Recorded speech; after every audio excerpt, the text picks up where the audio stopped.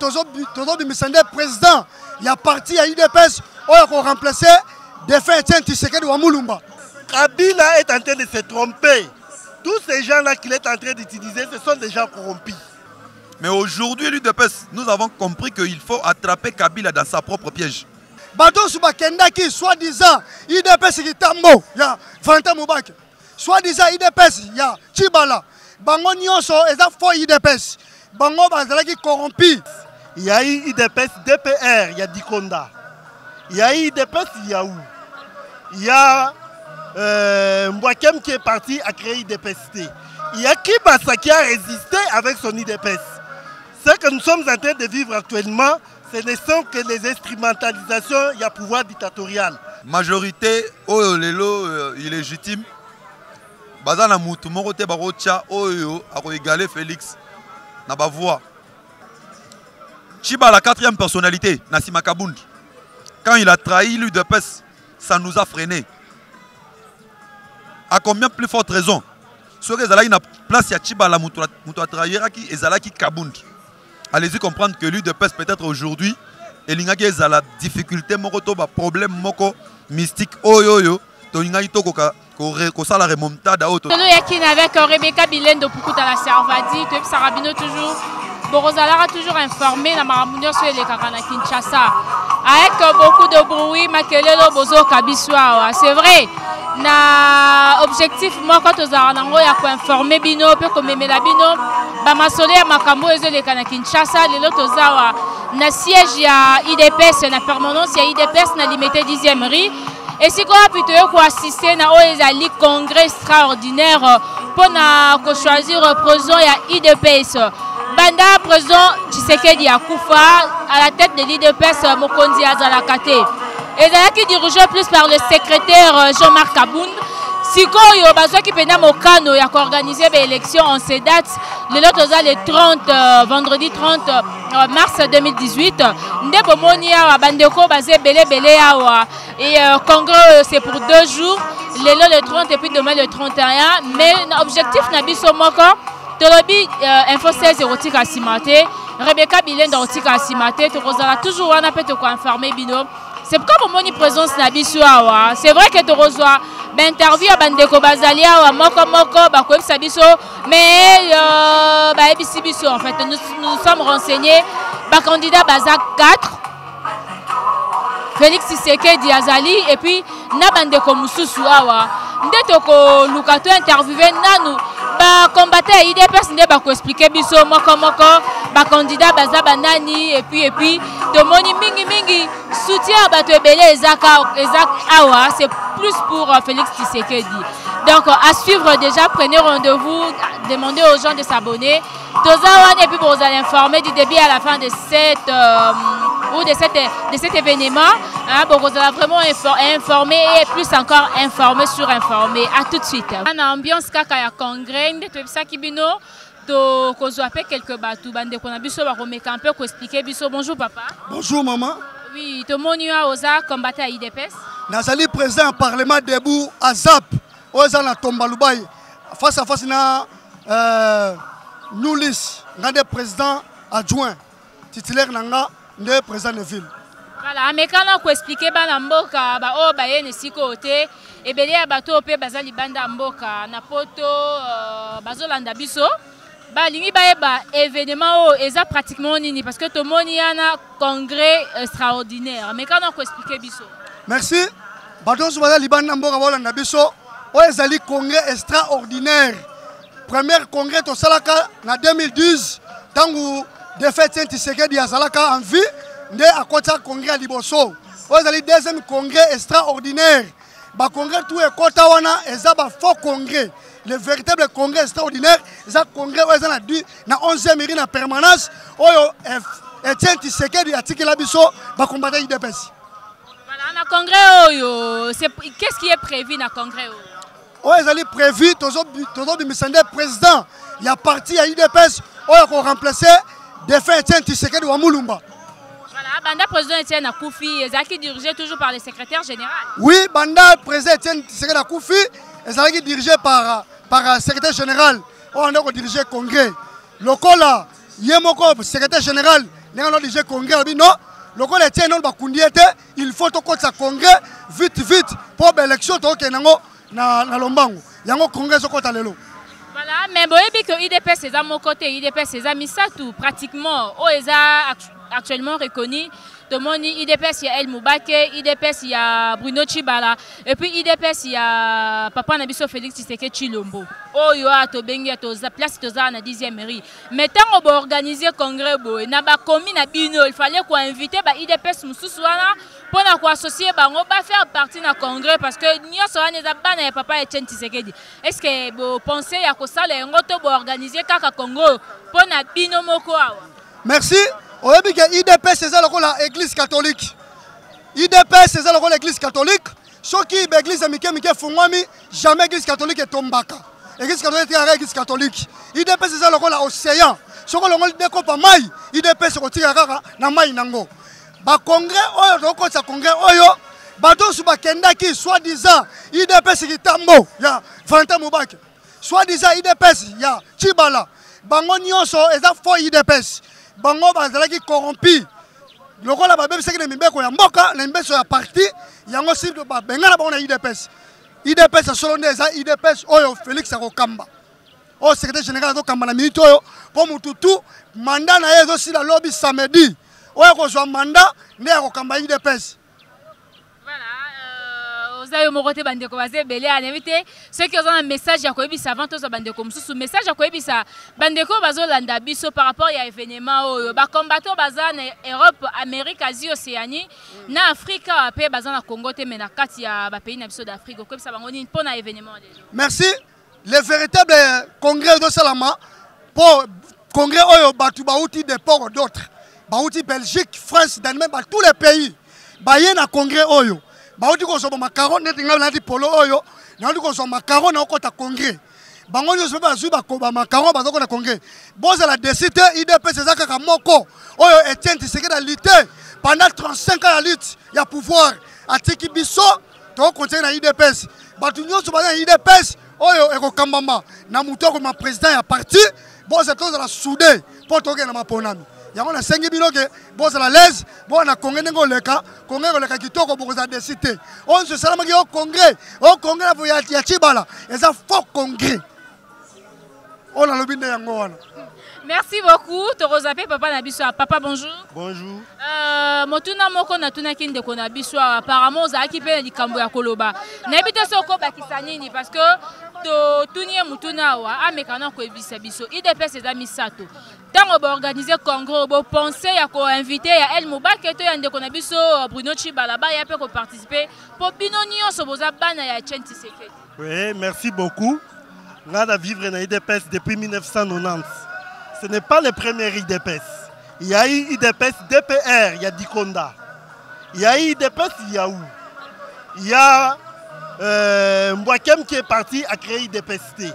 Il y a Kibasa qui a résisté avec son IDPS. Ce que nous sommes en train de vivre actuellement, ce ne sont que les instrumentalisations, il y a pouvoir dictatorial. Même à l'époque de Mobutu, ça existait. À l'époque de Laurent, ça n'a pas existé. Avec ses fils ici, un grand créant qu'on doit écraser. Quelqu'un qui n'a pas l'idéologie d'un parti politique et ne connaît rien de la politique. Il se prétend politicien. On va les rouler par tous les gens qui ont participé à des régimes qui ont dirigé ces pays, qui ont mis ces pays à genoux. Kabila est en train de se tromper. Tous ces gens-là qu'il est en train d'utiliser, ce sont des gens corrompus. Qu'il achète avec de l'argent. C'est comme une femme prostituée. Il a divorcé. Au lieu de chercher à se remarier, puisque ça existe, ça n'est pas la fin du monde. Mais il va encore aller se reprostituer. Est-ce que vous, en tant que journaliste, tu peux te prostituer pour avoir de l'argent et pour se prétendre que tu es marié? Notre IDPS, laissé par Tshisekedi, c'est l'IDPS de l'espoir. L'IDPS de la non-violence. Nulle part au monde, on a vu peut-être en Amérique que les partis politiques se sont déchiquetés tel que ça se passe ici chez nous. À l'époque du discours de Mobutu, le 24 avril 1990, Mobutu a eu peur de citer le nom de l'IDPS. Il a cité MPR, Palou, Napartio Boyo Kakaya Balouba. Il n'a pas cité l'IDPS. Lorsque le président défunt Tshisekedi l'a reproché, tu t'es fait un coup d'État, puisque la constitution de Mobutu disait un président de la République, il est d'office président du MPR.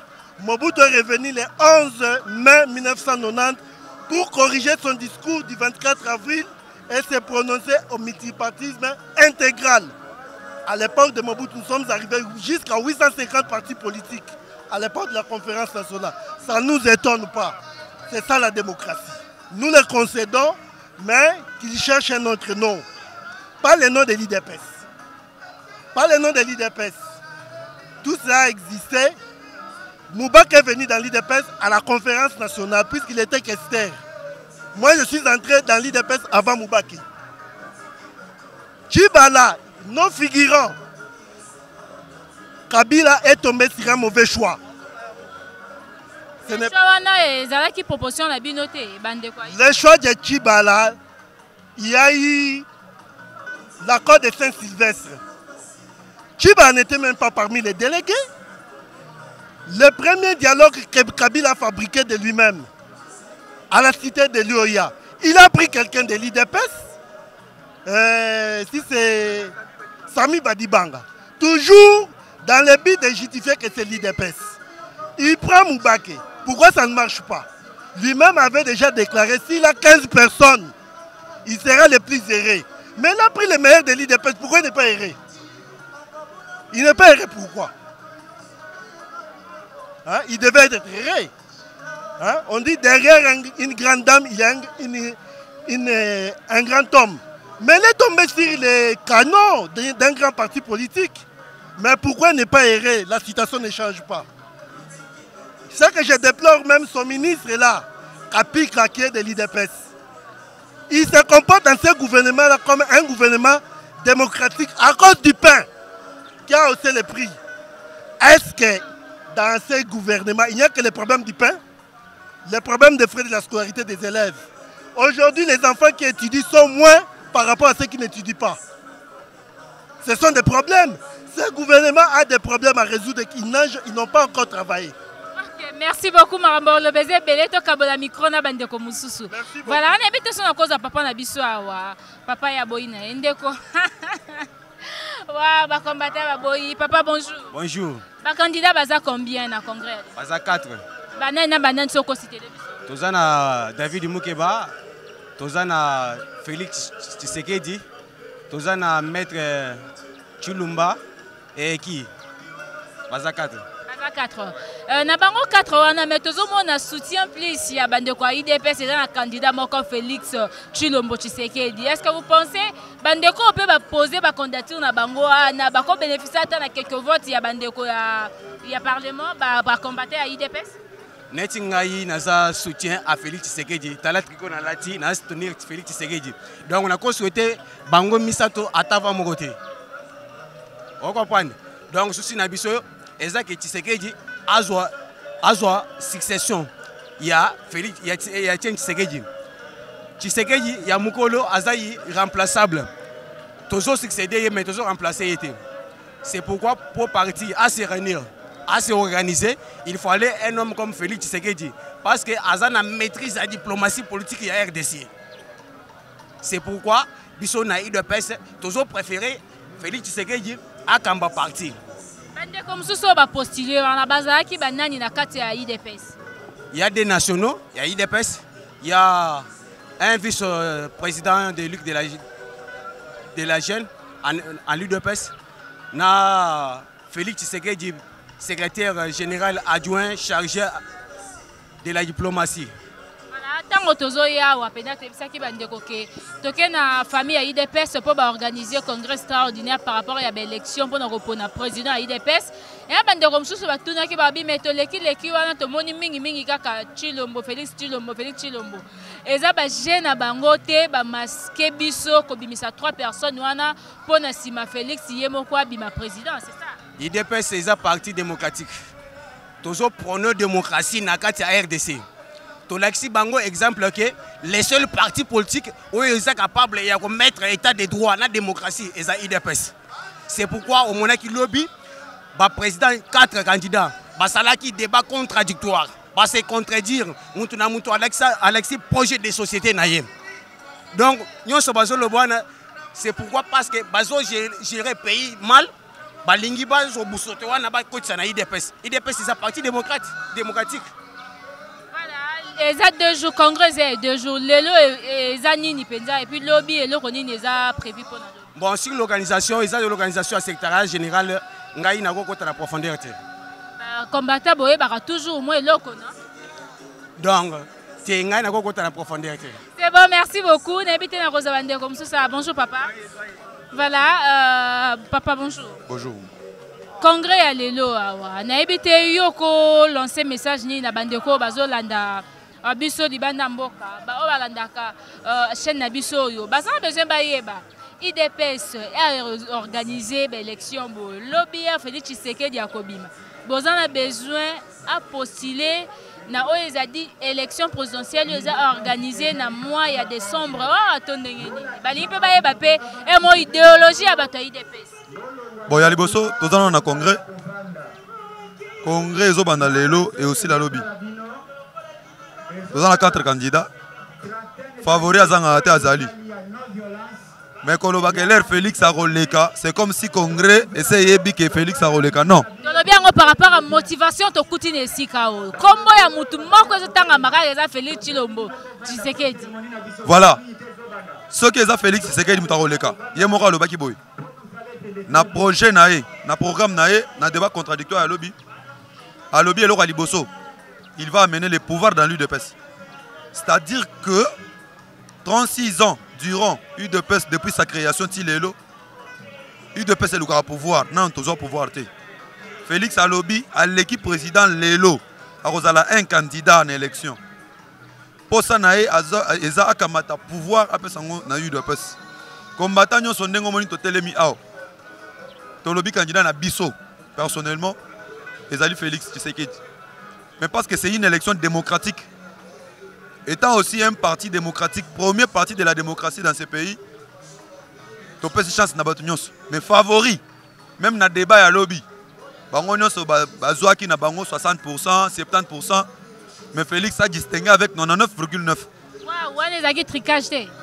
Non, non, je vous dis clairement que dans le débat contradictoire à lobby, bazwaki na bango 60, 70, mais Félix a fait 99,9%. Pour vous dire que Aza très favori dans l'élection. Dans le congrès Oyo. Et puis, ceux qui ont l'équipe, nous sommes sûrs que Azali incarnation, il y a leader maximum. Et Etienne Tshisekedi du Amoulumba de Rez mémoire. Et Akoye la au pouvoir. C'est comme ça que tout le monde est déterminé. Yomoro Talibaz. Bah, oh non, nous bah été. Toebisi Bango, Baya. Ce qui se passe dans le quartier Zate, Torozala Libanda, bah, oh, Bazan na quartier Toebisi Bango, Babi, Missé la Bisson de Félix. Voilà. Position du peuple congolais. La sensibilisation, la motivation, tout le monde va combattre Bazar.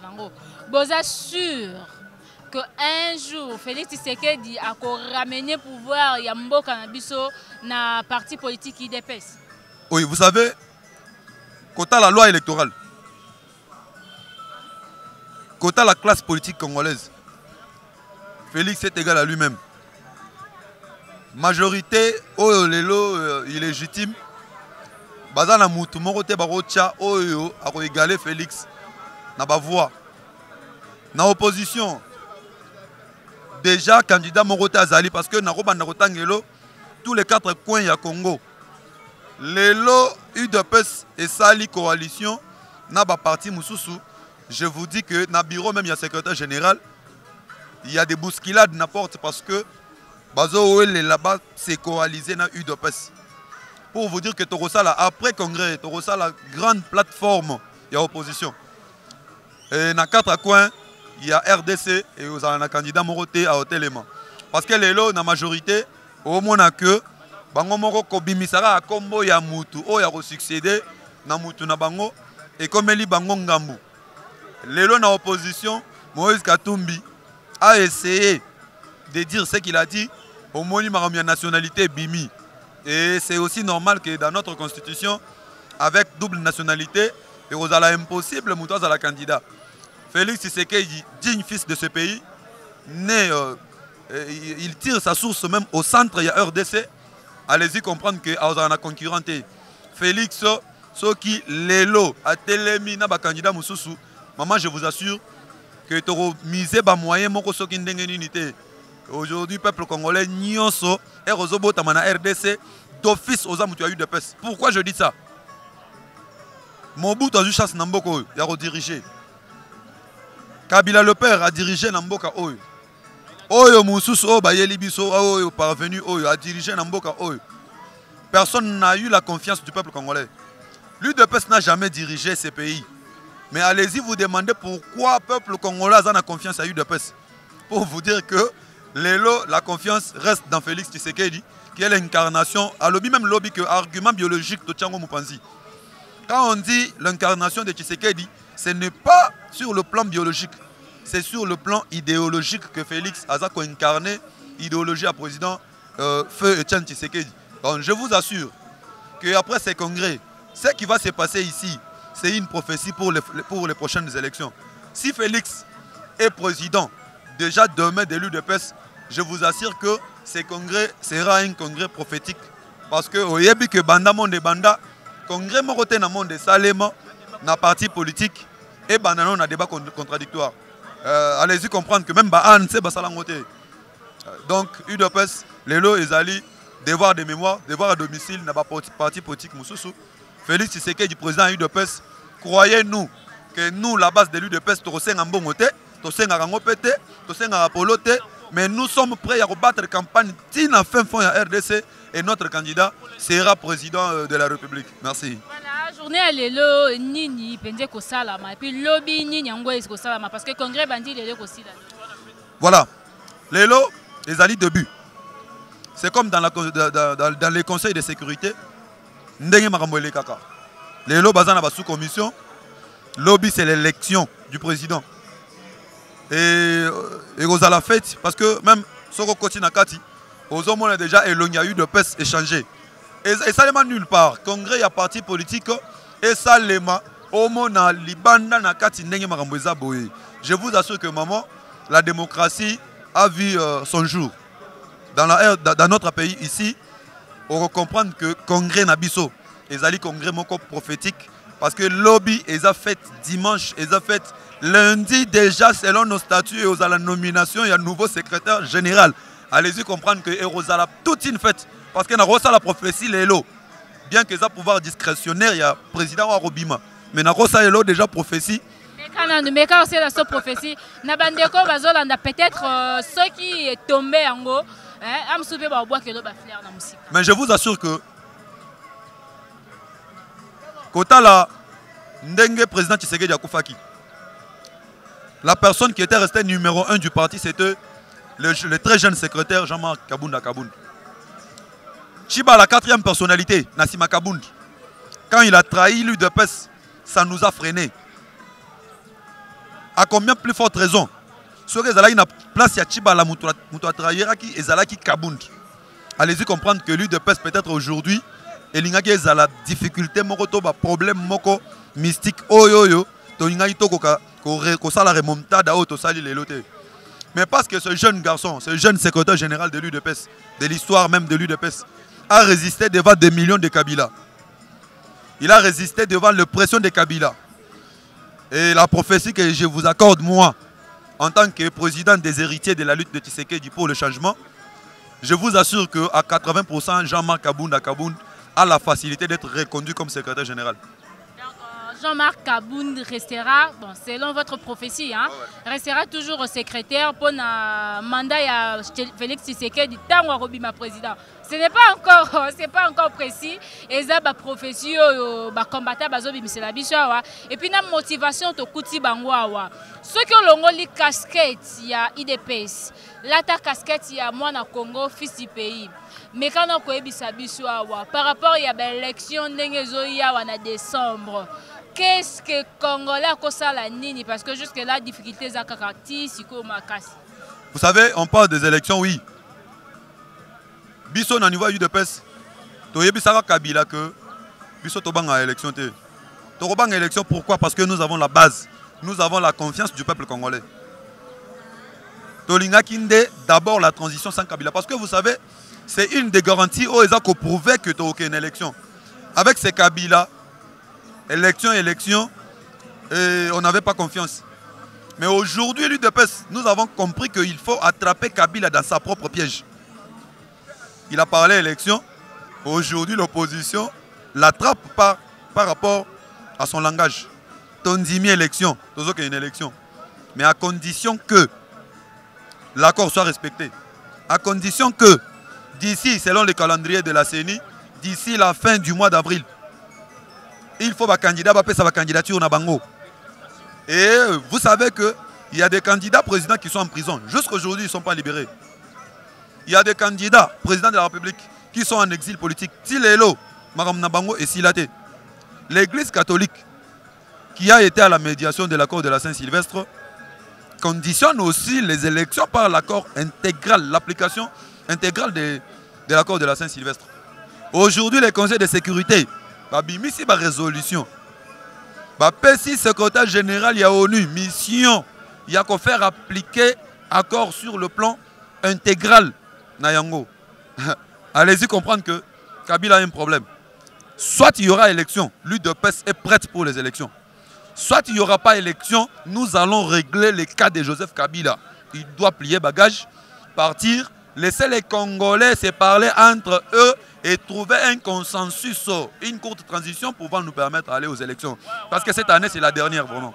Avec tout ce qu'il a comme stratégie à Lukampe, rubrique, vous pensez que ceux qui élections salamité Congolais avec toute motivation côté les Malisusu et puis à Kobimapé, à Lukakolongola, le président Kabila n'a pas libéré Mboka. Vous savez, la dernière carte de l'église catholique, c'était le CLC. CLC a aussi communiqué récemment à Lobby Boé. Nous arrêtons momentanément le marche. Juste pour tout ça, l'évaluation. L'air Bassali évaluation Balobi à 50%, c'est que nous étions en train de chercher Tozu Yango. Et après, Babimisi sous communiqué Moussous, Bapesi ultimatum na Kabila. Vous êtes journaliste d'investigation, Boye bi communiqué wana. Na communiqué na bango Balobi Boye. Jusqu'au 30 avril. Dès que tous les préalables pour les élections sont mis en place, le CLC va intensifier encore les actions de terrain. Nous serons dans la rue d'ici là. D'ici le mois d'avril, nous serons dans la rue. Vous savez que nous, l'UDPS, quand nous sommes dans la rue en train de marcher, la bagasse lacrymogène pour Nabiso et Zalaraloko les Sengo. Alors je vous assure que l'UDPS sera dans la rue. Cette année, je répète, soit il y aura élection, soit il n'y aura pas élection, mais il y aura règlement du cas de Joseph Kabila. Lui d'abord, il dégage et on reste Torosolo la Mam Nabiso. Et c'est clair même dans le niveau, il y a un nouveau mandat au Bapesi Monusco. Vous voyez que le mandat est modifié. Aujourd'hui, le commandement de la brigade d'intervention, c'est sous commandement de la MONUSCO. Aujourd'hui, même lui, Kabila, pour vous dire qu'il est sous pression, loi Oyo Bachaki, pour la manifestation publique. Alors, je vous assure que Toza Awa, nous sommes encore trop jeunes. Qui sait qu'il a commencé la lutte trop jeune. Bisopé Toza trop jeune. Tozo Landela Depa Zapa Magamuyambo Kanabiso. Nous avons compris que Kobonga Nabiso, Kobala Nabiso, Kolongola esprit des morts, Kolongola phénomène mari to femme de nuit, Kozwa misala, Kosili Sakuluna, Ezaka Kalikambu Moro Soki Tosali Yango, Magamwana Nyonso Abo. Bien. Alors nous devons d'abord dégager Kabila. Et le reste, Misala, Kobala, Kobonga, Nabi, Kosoma, Mituka, nous de l'UDPS et nous, le peuple congolais, nous avons compris que ces messieurs-là, dès que Toché Libanda, Magamunyoso et Goligana facilité. Ok, merci beaucoup, merci beaucoup. Nous sommes arrivés pratiquement à la fin de notre entretien. Nous vous remercions. Ok, c'est moi qui va. Mbote mingi na bino bato bolandi biso penza malamu et puis bolandi ba intervention. Il y a des combattants à IDPS autocuti na permanence awa et si ka congrès extraordinaire ezo salama na quand il y a ba élection na bango pona ko bimisa mokambi ya parti politique oyo IDPS tomoni déjà banda de président Etienne Tshisekedi ya tika biso mututi azaki à la tête ya IDPS donc IDPS eza divisé et tout makambo ezaki ebele sikoyo awa IDPS Jésus Mokane le but au tika la simate parce que tous a besoin. IDPS est postulé un jour na ba élection présidentielle. Oh, il est d'ailleurs prévu pour bientôt dans le mois de décembre. Yango bomoni le lobby na ba critère o esengi na ba président ya ba plutôt ba candidat ya présidence ba postuler na o ezali ba élection na biso ekoya mikolozo ya ezali que tu dois d'abord être président d'un parti politique yango IDPS atali lokwa ya zaki na président d'un parti politique te banda mokondine ya kufa alobi te to mekana ko organiser congrès oyo peto bimisa moko moto to bimisa wana peut-être yende ya kozala moko na biso na ba élection présidentielle bongo ba candidat baza 4 nde batangeli biso ba kombo tout au long de l'émission mais tout le monde mingi sensibilisation eza esika o eza plus ya Félix Tshilombo Tshisekedi mais totuni bandeko bongo est-ce que ba contactaki côté IDPS El Moubake balobi bayebi bango te totuni est-ce que ba contactaki bandeko ya IDPS côté ya premier ministre na biso Bruno Tshibala balobi en tout cas bayebi ba IDPS wana te IDPS oyo bango ba contacta eza kaka IDPS moko ya oyo dirigé lelo par secrétaire général Jean-Marc Abound et puis après élection ceux qui Félix Tshisekedi abimi ndenge kokoma dirigé par le président Félix Tshisekedi bongo na sepeli mingi mais toza toujours wana masolo ya kini peut continuer ko informer bino na nyonso bokosenga pona lelo eza premier jour ya congrès élection eza lelo bazo yamba puis bato belé awa événement journée za molai bazali awa tina na soir na biso donc na pokwa na biso nde bongo tokotika bino penza bozala informé na masolo ekoya mbala ya sima mpona lelo napesi mingi mbote na tonton mwinga mobali ya sérieux coordonnateur ya studio 16 mobimba info 16 chaîne YouTube na bino tosengaka bino bosabone pesalaka bien grand merci na bandeko basoutenaka nga mingi Kamonette Mbola descenda Simo Kimbango babi mon vieux bambote belé ya maître Hakim Kabongo le préféré oh nanyanga osakana maître Hakim ngana tsaye pandi likolo po wana za vie nanga manager nanga tuka batika maître Hakim na bandeko nyonso basoutenaka ngai je vois Marcel Bikolokolo depuis Suisse frère Richard Madeka en tout cas boza vraiment ebelé à ma grande famille Pukuta grande famille à la diaspora nyonso pe ba combattant bozaka libanda tolingaka bino mingi biso na info 16 Rebecca Bilendo Pukuta la servadi pa lingaka bino mingi en tout cas pona lelo na pesi bino kaka bambote belé pe na tindi bino bo s'abonner botinda lisusu ba s'abonner na chaîne na bino kosala malamu bisous à toi Aaron Lubamba derrière la caméra pour pas Epsi Image souvent qui m'accompagne aussi et moi je vous dis déjà au revoir.